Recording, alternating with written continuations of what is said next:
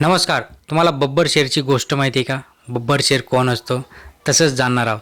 साल होतं 1967 आणि हीच ती विधानसभा निवडणूक होती, की ज्या निवडणुकीमध्ये बारामतीमधून एक तरुण वयाच्या 27व्या वर्षी पहिल्यांदा आमदार बनला आणि मग पुढं महाराष्ट्राचा 4 वेळा मुख्यमंत्री देखील बनला.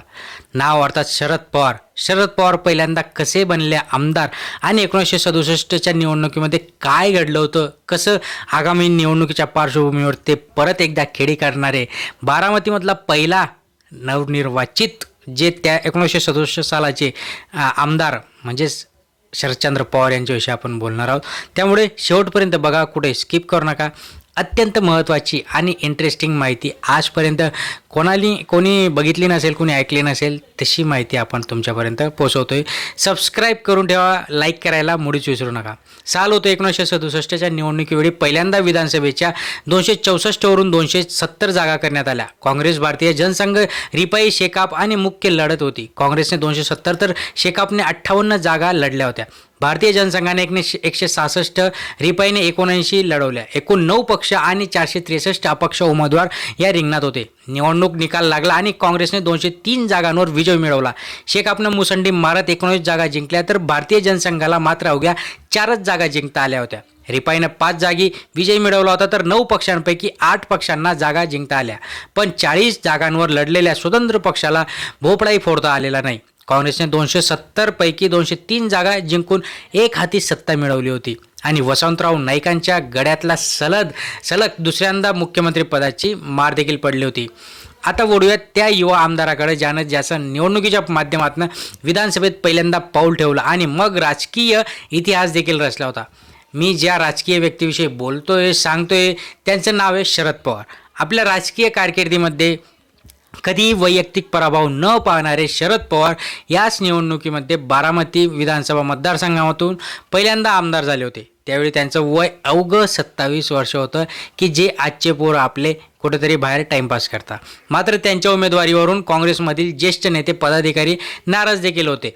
27 वर्षाच्या शरद पवारांचा तत्कालीन काँग्रेसचे प्रदेशाध्यक्ष विनायकराव पाटील यांनी बारामतीमधून निवडणूक लढणार का असा प्रश्न केला खरा, पण शरद पवार यांच्या उमेदवारीला बारामतीमधूनच विरोध करण्यात आला होता.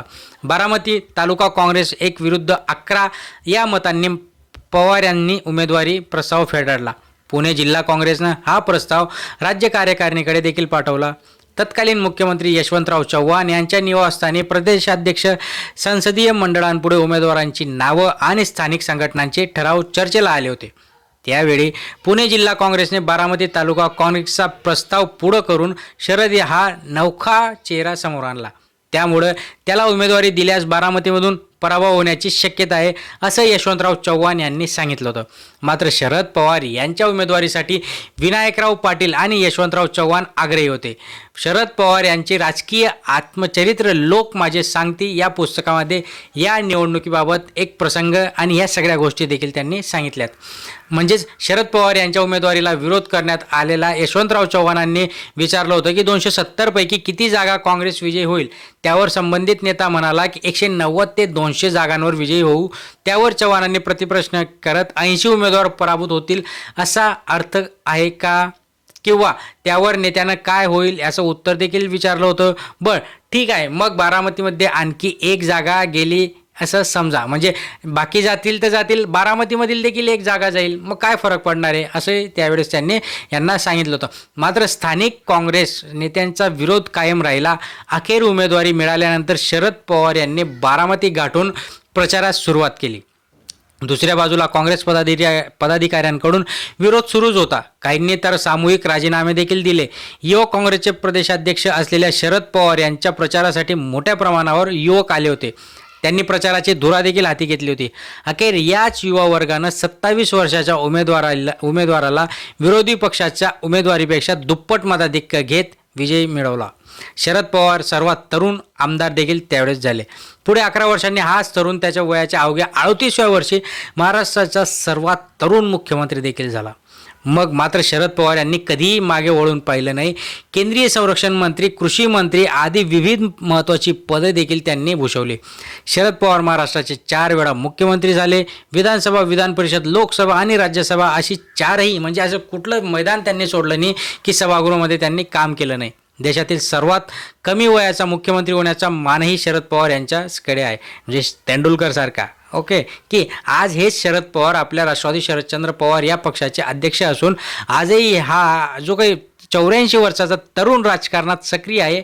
इतकंच नव्हे, आगामी विधानसभा निवडणुकीच्या आखाड्यात उतरण्यासाठी देखील ते सज्ज झालेत आणि भविष्यात ते काय करतील, कारण की चाणक्य ज्यांना म्हणतात, द्रोणाचार्य चाणक्य सगळ्या उपाध्या त्यांना लागू होता, असंच राजकारणातील मोठे मोठे नेते देखील म्हणतात, त्यांचे विरोधक देखील त्यांचे कौतुक करतात. सो असे हे शरदचंद्र पवार त्यावेळेस एवढा विरोध होऊन देखील आमदार झाले. आमदार झाल्यानंतर मुख्यमंत्री झाले आणि सगळं जंग त्यांनी पिछाडून काढलं.